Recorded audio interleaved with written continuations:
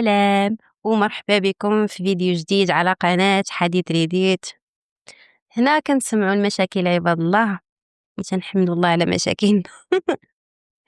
تنجيبوا قصص حقيقية من ريديت للناس اللي كيطلبوا النصيحة ولا غير اللي باغيين يعاودوا التجارب ديالهم. ونبداو على بركة الله. القصة الأولى تتقول ولا بعنوان بابا جرى على خويا بسبب مراته.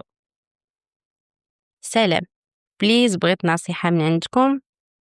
خويا مزوج عنده بنية، مراتو فوق الوالدة ما كيخلصوا لا ما لا ضو ولا ويفي، يعني ساكنين فوق دارهم، ما كيخلصوا لا ما لا ضو ولا ويفي، ساكنين ومرتاحين. المشكلة هي ما بقات لا كتجفف دروج لا والو، كتخلي الروينة قدام باب دارها، الصبابط كروسة ديال الخضرة، المهم الروينة صافي.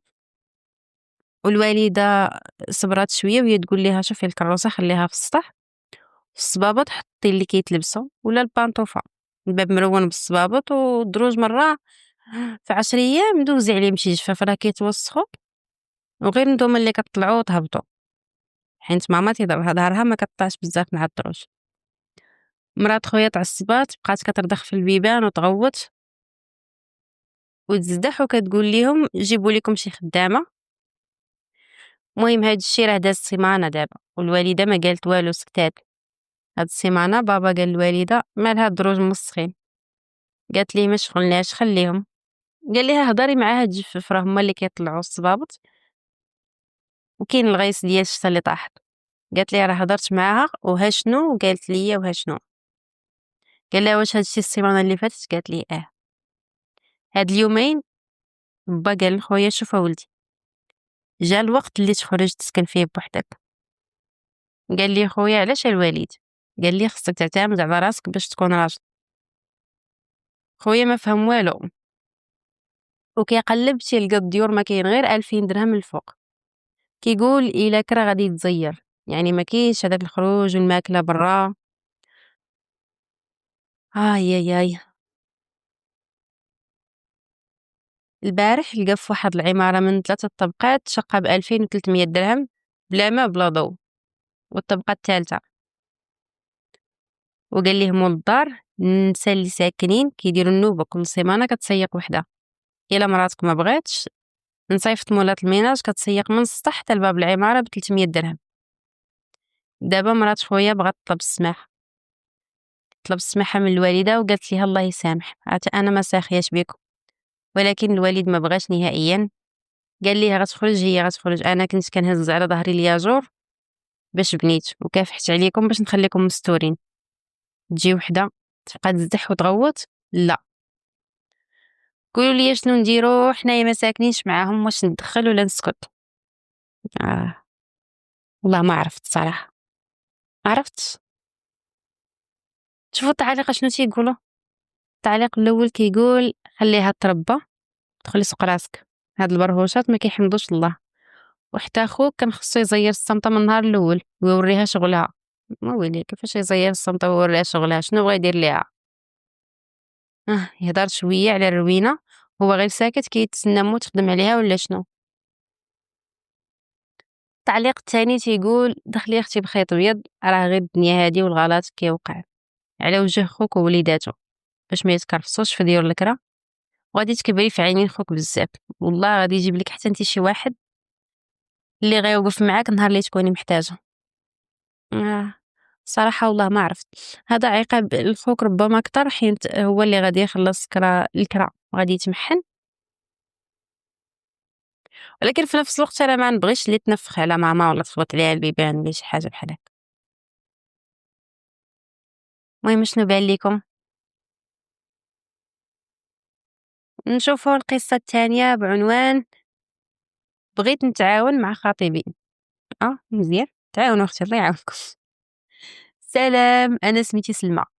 انا في المناسبات ديال خوتي كنجيب ليهم كادوات واعرين، كنساهم معاهم في اثاث منزلي.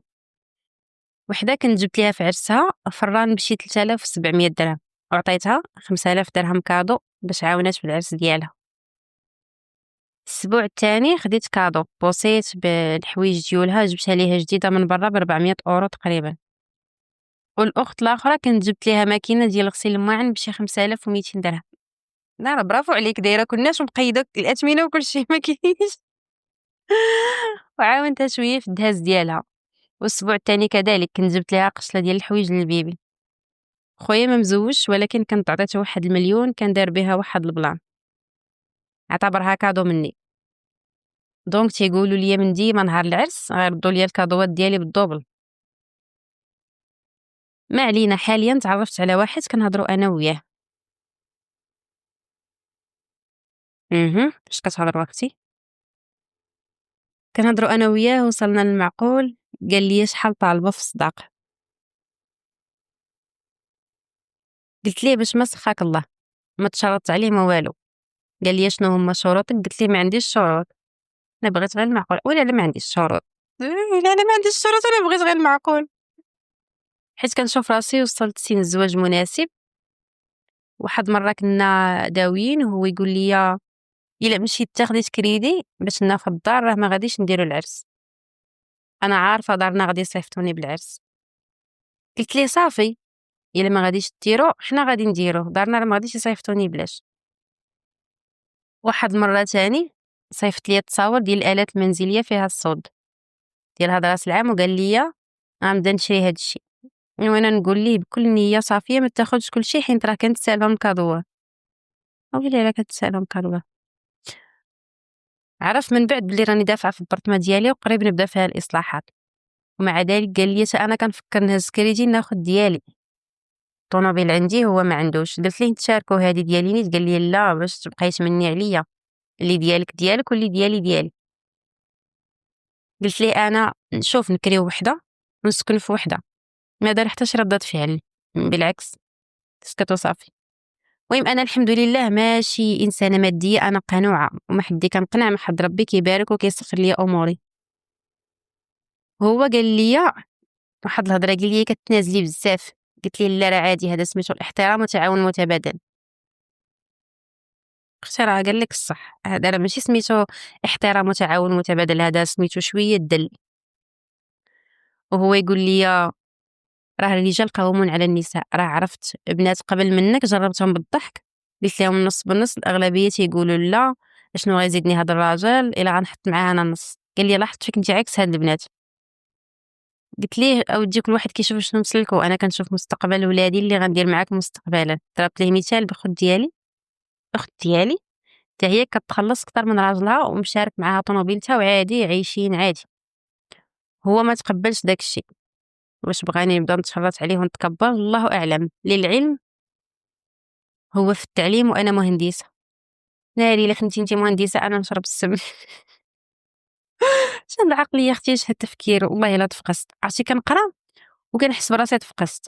انا ماشي زعما تنقول لا خصكم تطلعوا للسما وتشرطوا داك الشيء، ولكن ماشي تدلوا راسكم تاني لهاد الدرجه. هذا راه سميتو الدل، واش دير خيس عليك راسك هكا كتعاودي لي حتى على امور اختك. لا شوف راه اختي كتخلص اكثر من راجلها ومعاونه هي وياه، وكنشوف مستقبل ولادي معاك وانتم مازال ما درتو في طاجين ما يطحق.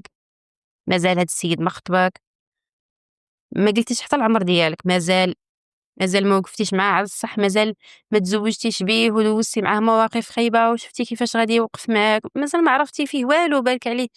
لا العرس من عندي، لا الدهاز من عندي، لا الاتات من عندي. نسيري خطبيه. نشوف التعليق شنو غيقولوا، غيبردوا ليا فيها القلب. التعليق الاول تيقول سمحي لي انت عطيتي خوتك كادوات وكتسنيهم يردوهم ليك. الا كنتي انت كانت ميسره ليك حتى قدرتي تاخدي لهم كادوات بهذاك الثمن، يقدروا هما ما يكونش عندهم الجهد ولا القدره الماليه باش يشريو لك نفس الحاجه. الا شريتي لشي واحد شي حاجه نسيها، اعتبريها صدقه، حيت الكادو ماشي سلفتيهم. علاش كتمني عليهم بالكادوات ومقيله الاثمنه بشحال شريتي؟ شنو راه توقفي عليهم وتقولي لهم لا ديت لك هذه بالقد والقد وهذه بالقد والقد؟ ما علينا. كمل التعليق تيقول تاني حاجه ما تنازليش بزاف، حيت ماشي مشكل تعاونتي مع الراجل، ولكن في نفس الوقت ما تقدميش بزاف ديال التنازلات باش ما تنزليش من القيمه ديالك. الراجل تيبقى في بلاصتو والمراه في بلاصتها، والزواج راه الدوام. الا علمتي الراجل العجز غيولي يعول عليك في كل شيء. حتى الا فكرتي شي نهار تريحي من الخدمه وتربي وليداتك غتلقاي راسك راه خاصك تخدمي باش تعاونيه. الله يسهل عليك اختي باللي فيه الخير. التعليق الثاني: وعلاش اختي 50 سطر وانت كتعاودي علاش ما عطيتي لخوتك مع انك مهندسه كيف قلتي؟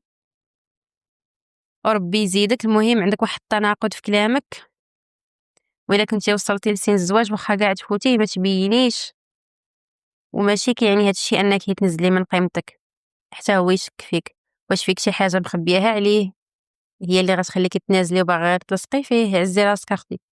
تماما كتبان باللي باغا غير تلصق فيه، وللاسف هاد البنت ما قالتش عمرها. كون غير قالت والله بغيت نعرف شحال عندها، بغيت نعرف مولات هاد التفكير شحال في عمرها، علما انه زعما التفكير ما عندوش علاقه بالعمر ولا بنوع الخدمه ديالك وداك الشيء. غير زعما حينتاش كتقولي مهندسه ما نعرف، خص يكون عندك شويه ديال الوعي، خص يكون عندك شويه ديال التجارب في الحياه، تكوني عارفه اكثر. حتى كونك مهندسه ربما الميدان ديالك تيساعدك انك تلاقاي مع بزاف ديال الناس، مع بزاف ديال الشخصيات، مع بزاف ديال الرجال اللي بوظائف زوينه اللي حتى هما ناويين المعقول، اللي ما غاديش يبدا يتحاسب معاك على الصداق وعلى الاتات. انت ما تبقاش غتنقزي يا ويلي. لا الاتات ما تشريهش غير يجيبوه ليا دار. ما علينا. القصه الثالثه بعنوان: راجلي عنده ولاد ورا ظهري. إيه. سلام. راجلي كان عنده ولاد كبار من زواجه الاول وما مسجلينش في الحاله المدنيه حيت تزوج ماماهم غير بالفاتحه، ودابا منين مات بغينا نعرفوا واش مازال نقدروا نسجلوهم ولا ضاع حقهم. انا عشت مع راجلي 20 عام وكان كيسحب ليا باللي عارفه عليه كل شيء، ولكن في الاخير لقيت راسي ما عارفه عليه والو. تزوجت به في 2004، كانت عنده 26 عام. يعني راه مستحيل تجي في بالي انه كان مزوج وعنده وليدات قبل. منين مات في شهر 6 دابا 6 اشهر بانت مراته الاولى وعطات العائله ديالو الخبار. كانت جابت معها ولدها الصغير وقالت عندها جوج بنات كبار، وحده في العشرينات والثانيه كذلك، والولد عنده 20 عام هكا. راجلي في اواخر التسعينات كان تعين معلم في واحد الدوار بعيد، خلى عائلته في مدينه الشرق ومشى نواحي ازرو يخدم. تما عجباتو واحد البنت من الدوار ووصى صحابو باش يمثلوا باللي عائلته، وقال لهم اصله هو من الصحراء وهو ماشي من تما، وكيقول لهم البنت صغيره وما غيبغوش يديروا العقد وتزوج بها غير بالفاتحه. دار ليها العرس وجابها للدار، كانت صغيره بزاف عاد، كانت عندها شي 13 ولا 14 عام هكا، وبقى كيولد معاها بلا عقد بلا حتى شي واقع. في هذاك الوقت كنت انا مخطوبه ليه، ناري عرفتي هاد راه الشيطان وما تجيش في بالو، وخاطب من الفوق. وبمجرد ما دار العقد بغى ينتقل، بقى كيدير في مشاكل معاها باش يفلت منها حتى صيفطها لدارهم. وباباها حتى هو، باباها هي بابا مراته، حتى هو طيقو وعاقب بنته ظلما ورجعها ليه وقال لها ما تخرجيش بلا خبار. بقات هاد المشكله حتى جا وقت العطله ورجع هو للشرق. ملي جا الانتقال وخلاها تما حامله بولدها الصغير، عائلتها ما لقاو حتى خبار عليه، حتى السميه اللي كانوا كيعرفوا بها غلط حيت كانوا كيعيطوا ليه غير الاستاذ فلان، وهذا كان غير لقب. المهم هي حطات سميتو ولكن انا ما بغيتش نقولها. وحتى مراته كانت ساكنه معاه بلا ما تعرف سميتو الحقيقيه. ناري. السيده كبرت ولادها وحدها في داك الدوار المعزول، بلا تعليم بلا حتى ابسط شروط الحياه. المدرسه كانت ساعه ديال اللي مشي، وما كانوش كيقريو البنات. حتى كبر الولد الصغير وهو يطلب الخدمه وبدا كيقلب على باباه، وبشويه بشويه وصل المعلومات حتى لقى المدرسه اللي كان فيها الاب هنا في الشرق. من تما مشى لدار عائلته وسول عليهم حتى لقاهم. المراه ما كذباتش، معلوماتها على راجلي دقيقه بزاف، وحتى العلامه اللي عنده في كرشو عرفاتها وقالتها ليا، وهي معلومه اللي ما غاديش يقدر يعرفها شي واحد غير الناس اللي قرابين ليه بزاف. مشيت انا وعجوزتي ولوسي معاهم حتى للدوار باش نتاكدوا، وفعلا لقينا الناس كاملين كيشهدوا بلي راه كان مزوج بها ومعروف باسم الاستاذ فلان. حتى التلاميذ عرفوا، والبنت الثانيه كتشبه ليه بزاف. السيده قالت لي راها ما قارياش، حتى عائلتها ما قاريينش، وباقي في هذاك الدوار شِبه منقطع. حتى لاكارت حتى لاكارت دارتها غير في هاد 4 سنين الأخرى، منين والديها دارو ثبوت الزوجية، راه حتى الطريق مكرفسة تما، والما باقي ما وصلش عندهم. دابا منين تأكدت من كلشي، بغيت نعرف شنو هما الإجراءات القانونية باش يتسجلوا هاد الوليدات بسمية باباهم واخا مات، باش ما يبقاوش محرومين من الأوراق والحقوق، وهما وصلوا ل20 و24 عام بلا مدرسة بلا مستقبل، وراه ما ضيعهم وهرب وخلى ماماهم معلقة. السيدة لا قدرات تربي ولادها مزيان ولا لا ما قدراتش، هذا الشي اللي بغات تقول هي. يمكن السيدة ما قدراتش تربي ولادها مزيان وما قدراتش تبني حياتها من جديد، والظلم كان من كل جهة. دابا السؤال، واش ممكن قانونيا يدخلوا هاد الولاد في الحالة المدنية ورا وفاة باباهم، ولا خلاص ضاع حقهم؟ لا حول ولا قوة إلا بالله. عرفتي شنو هو تموت وانت هاز على كتافك هاد الذنب كامل؟ كذبتي على الناس وتزوجتي وحده بالكذوب وولدتي معاها ودرتي معاها الحيلة باش هربتي وخليتيها وانت عارف والناس دراوش وعارف. ناري عرفتي راه والله قلبي ضاق عليا وانا كنقرا هاد القصة، اقسم بالله. هي هاد الدنيا فايتة ضاق عليا على قبلهم، ولكن هو هذاك الذنب كامل اللي غادي يلقى فيه سيدي ربي راه والله الا شي حاجة بزاف. اوف، شوفوا التعاليق شنو تيقولوا. التعليق الاول كيقول يقدروا وقت يتسجلوا، كاين مساطر غيتبعوها وغتبدا من المحكمة، غيديروا ثبوت النسب وغيديروا عدة إجراءات على حسب المنطقة اللي هما فيها. بالنسبة للشهود إلى أعوان السلطة واقفين معاهم، ضروري هادو الوليدات يتسجلوا في الحالة المدنية، وهذه من أبسط الحقوق اللي خاص تكون عند كل طفل داخل تراب الوطن. نارية عرفتي ما عرفتش الشعور ديال مراتو كدوزي مع واحد السيد 20 عام ولا عرفتش شي قالت يمكن 26 عام وهما مزوجين. ما عقلتش نعاود نرجع للأول ديال القصة. آه عاشت مع راجلها 20 عام، يعني 20 عام وهما مزوجين. تزوجات به في 2004. إنسان تزوجتي به ويقدر يخبي عليك، ماشي يخبي عليك حاجة ولا جوج، يخبي عليك حياة كلها عاشها. هذيك راه حياة كلها عاشها، وعاش حياته عادي وربما ولد معاها وليدات أخرين، نسى هادوك الوليدات اللي ولد هكاك، خلاهم بلا ضمير بلا حتى شي حاجة. هاد الإنسان واخا مات ولكن راه ما عندوش ضمير نهائيًا.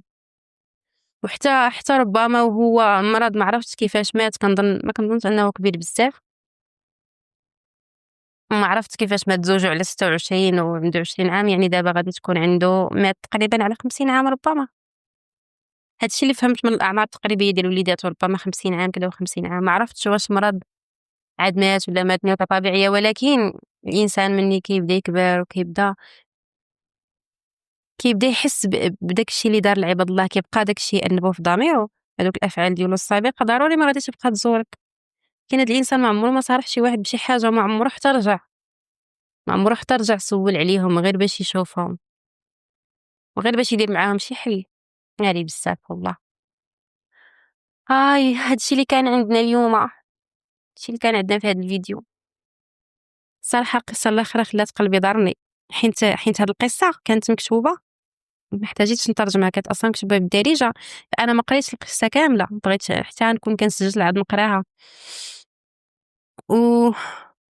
ولكن ألماتني القصة. المهم شكرا لكم، نشوفكم في فيديو آخر إن شاء الله. باي.